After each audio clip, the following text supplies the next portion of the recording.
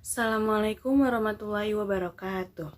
Yang terhormat dosen kami Ibu Vivi Maria MKom, puji syukur kepada Tuhan Yang Maha Esa atas semua nikmatnya hingga karunia-Nya.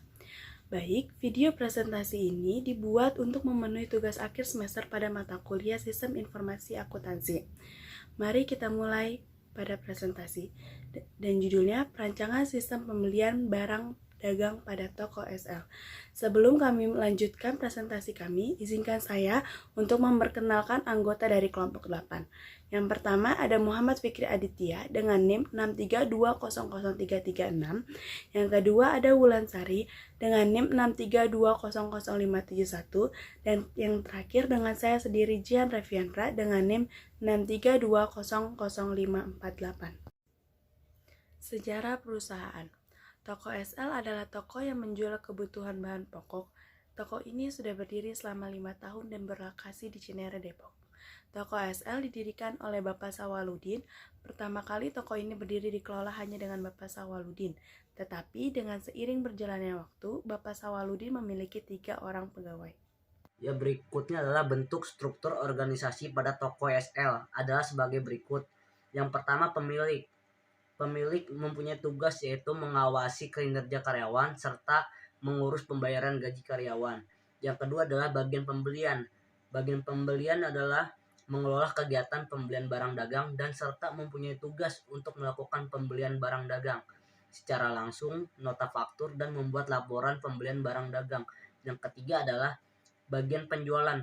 Bagian penjualan mempunyai tugas yaitu mengelola kegiatan penjualan barang dagang dan serta mempunyai tugas melakukan penjualan barang dagang secara langsung, faktur, dan membuat laporan penjualan barang dagang.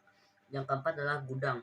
Gudang mempunyai tugas sebagai bagian pengecekan ketersediaan barang dagang yang akan dijual dan yang akan dibeli lagi. Ya, berikutnya adalah proses bisnis sistem berjalan. Bagian gudang memberikan data stok akhir barang dagang ke bagian pembelian. Bagian pembelian membuat list pemesanan secara langsung ke supplier. Bagian supplier memeriksa barang yang dipesan bagian pembelian. Jika barang tersedia, supplier akan menyiapkan barang yang dipesan. Jika tidak, bagian supplier akan menginformasikan bahwa barang yang dipesan tidak tersedia ke bagian pembelian melalui secara langsung. Setelah barang tersedia, supplier akan mengirimkan barang yang telah dipesan serta nota bagian pembelian. Bagian pembelian menerima barang dan melihat total yang akan dibayarkan. Bagian pembelian membayarkan ke supplier sesuai total supplier menerima pembayaran. Ya, berikutnya adalah permasalahan pokok. Permasalahan pokok terbagi menjadi 3. Yang pertama adalah sistem yang ada di toko SL masih manual dengan menggunakan buku laporan pembelian. Yang kedua adalah memerlukan banyak tempat untuk menyimpan arsip pembelian. Pada saat pencarian harus dicari secara manual sehingga menyita banyak waktu dan kemungkinan data arsip tersebut ada yang hilang.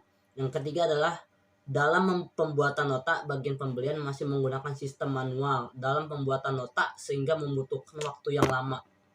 Selanjutnya, saya akan menjelaskan mengenai rancangan use case dari aplikasi pembelian barang dagang dari toko SL. Di sini dipaparkan 2 contoh use case ya.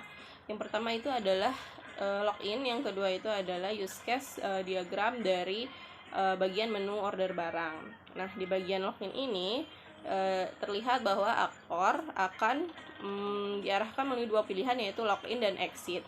Ketika aktor memilih login, maka diperlukan untuk menginput username dan juga password. Yang selanjutnya, username dan juga password ini akan divalidasi untuk membuka bagian menu utama.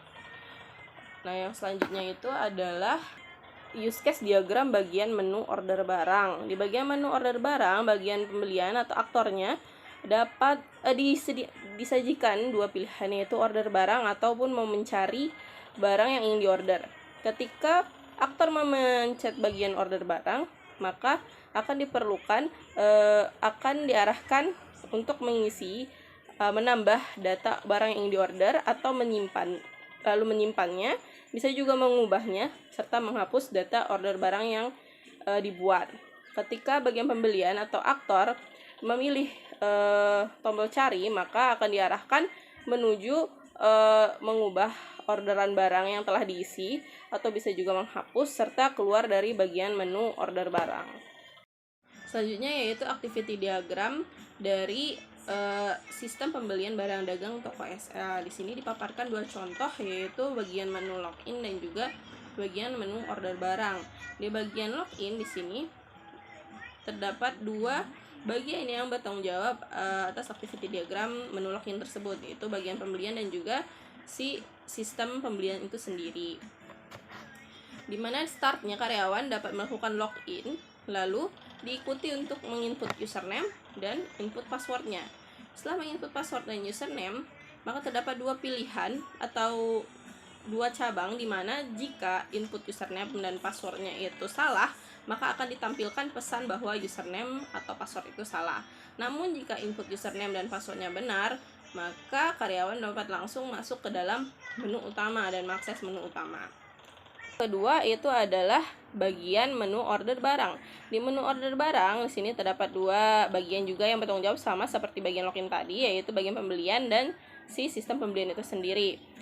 Di startnya di sini kita dapat mengklik menu order barang. Nah, setelah mengklik menu order barang akan ditampilkan menu order barang, yang dimana di situ bisa menambah dan juga menginput order barang. Ketika sudah menginput order barang, maka di sini terdapat tiga pilihan. Bisa juga kita menyimpan input order barang yang telah ditambahkan, bisa mengubah maupun menghapusnya. Habis itu, setelah menyimpan, mengubah, dan menghapus, kita bisa keluar melalui menu order barang dan kegiatan atau activity diagram dari menu order barang ini selesai. Di slide selanjutnya yaitu dipaparkan contoh user interface dari rancangan aplikasi pembelian pada toko SL, yaitu seperti gambaran sistem atau aplikasi dari pembelian pada toko SL ya. Di sini dipaparkan contohnya yaitu data barang. Nah, di data barang ini tampilannya di sini terdapat nama barang, kodenya barangnya, stok awal, berapa jumlah stok awal barangnya, lalu satuan yang dipakai, kategorinya dia termasuk apa, dan harga dari barang itu sendiri. Dan di sini tampilannya ditampilkan beberapa tombol di sini, yaitu tombol ubah, tombol hapus, dan juga tombol simpan. Telah selesai paparan rancangan aplikasi pembelian barang dagang pada toko SL oleh kelompok 8. Bila ada salah-salah kata mohon dimaklumi, kurang lebihnya mohon maaf. Wassalamualaikum warahmatullahi wabarakatuh.